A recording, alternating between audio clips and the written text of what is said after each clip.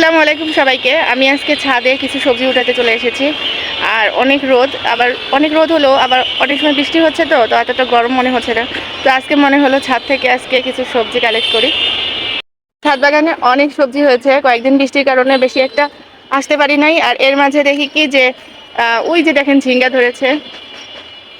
সব গাছে মোটামুটি পুঁই শাক থেকে শুরু করে মোটামুটি অনেক কিছুই নেওয়া যাবে। তো আমি বেশি কিছু নিব না, বাসায় সবজি আছে, তো যতগুলো নেওয়া যায় ততগুলো শুধু আজকে নিব। পুঁই শাক গাছও মোটামুটি মানে বড় হয়ে গেছে, সব জায়গায় পুঁই শাক। আর বাঁধাকপিগুলো এগুলো রেখেছিলাম খরগোশের খাবারের জন্য, এখন দেখতেছি পোকা ধরে গেছে, এগুলো কেটে ফেলতে হবে।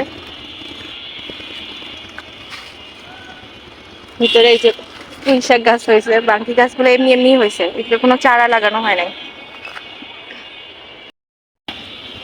চলুন দেখি কি কি সবজি নেওয়া যায় আজকে ছাদ থেকে খাওয়ার জন্য।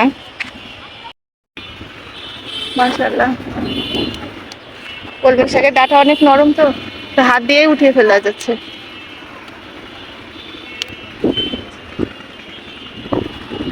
আজকে হচ্ছে এখানে হাটের দিন, অনেক বেশি সাউন্ড হবে, কিছু করার নাই, কারণ প্রতি রবিবার হচ্ছে হাটবার।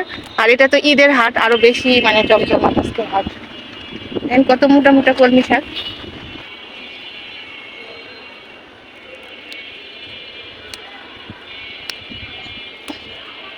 উফ, উঠে উঠিয়ে শেষ করা যাচ্ছে না, এত গোড়ায় গাছ, এত মাশাআল্লাহ। নিজের গাছের জিনিস উঠিয়ে খাওয়ার মজাই আলাদা।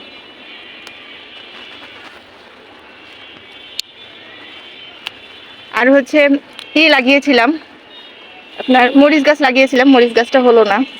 এত কিছু এক জায়গায় কিভাবে হয়, মাটি পেয়ে অনেক কিছু লাগিয়ে ফেলেছি, এখন দেখতেছি সবগুলো তো আর হবে না।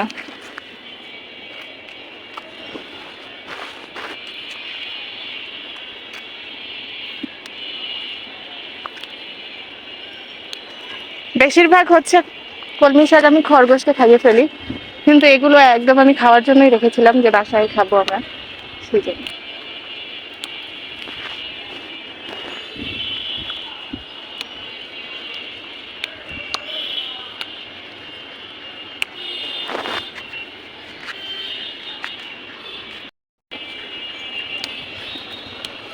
এখন তো উঠাতে এসে দেখি কি অনেকখানি হচ্ছে শাক হয়ে গেছে, এগুলো আজকে আমাদের জন্য যথেষ্ট।